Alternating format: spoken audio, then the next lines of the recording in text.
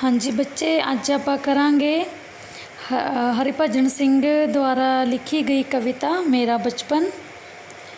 कविता का नाम है मेरा बचपन, जो कि हरिभजन सिंह द्वारा लिखी गई है।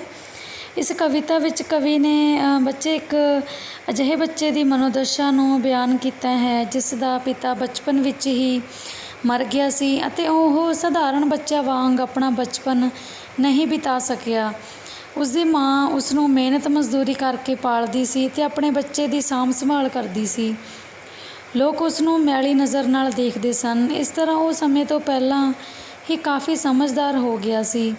वडेरी उम्र दा होण ते उसनूं दुख है कि उसकी मासूमियत उस पासों किते गुआच ही गई सी।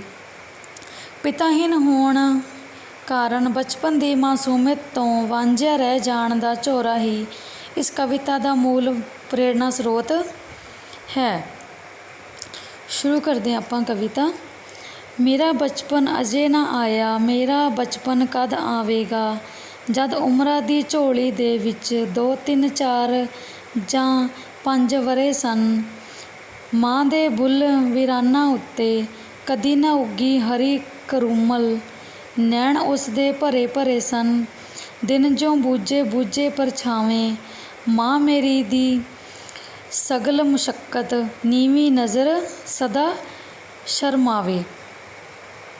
बचपन तो पिताहीन होया बच्चा वडेरी उम्र विच पहुँच के अपने जीवन तो हैरान होया ते अपने पिछले जीवन नूं चेते करदा होया कहंदा है कि मेरा बचपन अजे तक तो आया नहीं, इस करके मेरा बचपन कदों आवेगा, अर्थात कदे भी नहीं आवेगा। जदों मैं अजे 3 4 सालां दा सां तां मेरी माँ दे वीरान बुल्लां उत्ते कदे खुशी दी हरी करूमल नहीं सी उगी। उस दियां अखां हर समय भरियां भरियां रहिंदियां सन, जिवें दिन नूं बुझे होए परछावें हुंदे हन। मेरी माँ दा सारा जोर सदा नीवी नज़र रखण ते हमेशा शर्माउंदी रहण उत्ते ही लगा रहिंदा सी, क्योंकि ओह एक विधवा सी। अगे कवि कहंदा है, रात सुलगदा सुंझा पाला, मैं मेरी माँ दी भवहुवी हुणे, जो नेरे दी चुंब मार के 2 बूटे कुमलाए सुत्ते, साडे वेड़े मरी कहानी, एक सी राजा एक सी राणी। कवि कहंदा है कि वो दसदा है कि बचपन तो ही पिताहीन होया बच्चा वडेरी उम्र विच पहुँच के अपने बीते जीवन नूं चेते करदा होया कहंदा है कि रात नूं साडे घर सुੱਜਾ पाला सुलगदा रहिंदा सी। मैं ते मेरी माँ दीवे तो बगैर ही सौ जांदे सां। जिवें हनेरे दी चुंब मार के 2 कुमलाए होए बूटे सुੱਤੇ होण, साडे विहड़े विच राजे राणी दी कहानी मर ही चुकी सी। भाव कि बचपन विच मेरी माँ ते एक सी राजा ते एक सी राणी दी कहानी कदे भी नहीं सी सुनाई, क्योंकि वह सारा दिन मेहनत करके थकी हुंदी सी। अगे कवि कहंदा है, कदी कदी मेरी माँ आखे, वे मेरे दुख दर्द दे हाणी, मेरी हिक नूं लग के सौ जा, जो थाऊं तेरा बाप सिधाया, उस थावें कोई पाप ना आवे, मेरे बूटे गभरू हो जा, तेरी छावें मैं सौ जावां। कदे कदे बालां दे कुछड़, सौण निचिंत निकरमण मावां। कवि दसदा है कि पिताहीन होया बच्चा वडेरी उम्र विच पहुँच के अपने बीते जीवन नूं चेते करदा होया कहंदा है कि राती काम दे थकेवे नाल थकी होई उसकी माँ उसनूं राजे राणी की कहानी सुनाउण दी थां कहंदी हुंदी सी कि हे मेरे पुत्तर, तू मेरे दुख दर्द दा हाणी है, तू मेरी हिक नाल लग के सौ जा, जिथों तेरा बाप गया है उस थां ते कोई पापी ना आवे, मेरे बूटिया तू छेती छेती जवान हो जा, तां जो मैं भी तेरी छां दे हेठ आराम करां। इस प्रकार कदे कदे निकरमण मावां अपने निक्के बालकां दे कुछड़ निचिंत हो के सौंदियां हन। अगे कवि कहंदा है, मैं अपनी माता दा ओला ਉਸ ਦੀ ਛਾਂ, ਉਸ ਦਾ ਪਰਛਾਵਾਂ। ਉਂਝ ਤਾਂ ਹਰ ਮਾਂ ਸੋਹਣੀ ਹੁੰਦੀ, ਪਰ ਮੇਰੀ ਮਾਂ ਦੇਖ ਦੇਖ ਕੇ ਹਰ ਅੱਖ ਸੁਲਗੇ ਜਿਵੇਂ ਦੁਪਹਿਰੀ।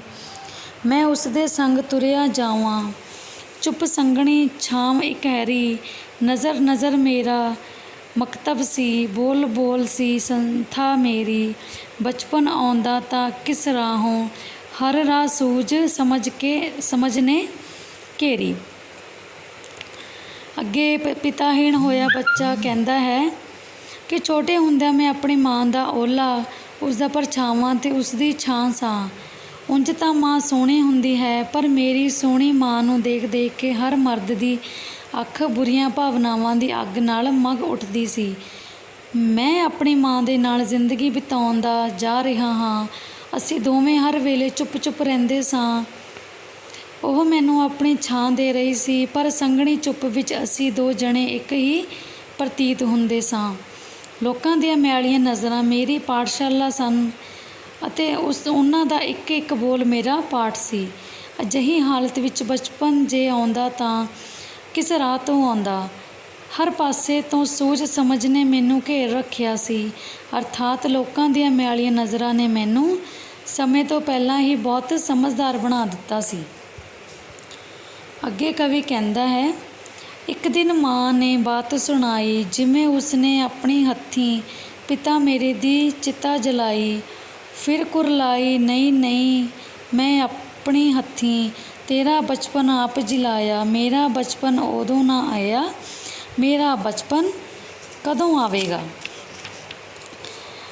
ਅੱਗੇ ਕਵੀ ਕਹਿੰਦਾ ਹੈ ਕਿ ਇੱਕ ਦਿਨ ਮੇਰੀ ਮਾਂ ਨੇ ਮੈਨੂੰ ਇਹ ਸਾਰੀ ਘਟਨਾ ਸੁਣਾਈ ਕਿ ਕਿਸ ਪ੍ਰਕਾਰ ਉਸਨੇ ਆਪਣੇ ਹੱਥਾਂ ਨਾਲ ਮੇਰੇ ਪਿਤਾ ਦੀ ਚਿਤਾ ਨੂੰ ਜਲਾਇਆ ਸੀ।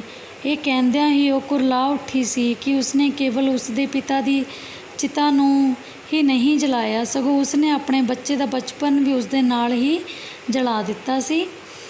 ਕਵੀ ਆਖਦਾ ਹੈ ਕਿ ਮੇਰੇ ਪਿਤਾ ਦੀ ਚਿਤਾ ਨਾਲ ਮੇਰਾ ਬਚਪਨ ਜਲਾਇਆ ਗਿਆ ਹੋਣ ਕਰਕੇ ਮੇਰਾ ਬਚਪਨ ਉਦੋਂ ਨਹੀਂ ਸੀ ਆਇਆ ਜਦੋਂ ਮੈਂ ਛੋਟੀ ਉਮਰ ਦਾ ਸਾਂ। ਤਾਂ ਮੈਂ ਸਵਾਲ ਕਰਦਾ ਹਾਂ ਕਿ ਮੇਰਾ ਬਚਪਨ ਉਮਰ ਦੇ ਕਿਸ ਹਿੱਸੇ ਵਿੱਚ ਆਵੇਗਾ, ਭਾਵ ਮੇਰਾ ਬਚਪਨ ਕਦੇ ਨਹੀਂ ਆਵੇਗਾ। ਇਹ ਸੀ ਬੱਚੇ ਕਵਿਤਾ ਮੇਰਾ ਬਚਪਨ, ਜੋ ਕਿ ਹਰਿਭਜਨ ਸਿੰਘ ਦੀ ਰਚਨਾ ਹੈ।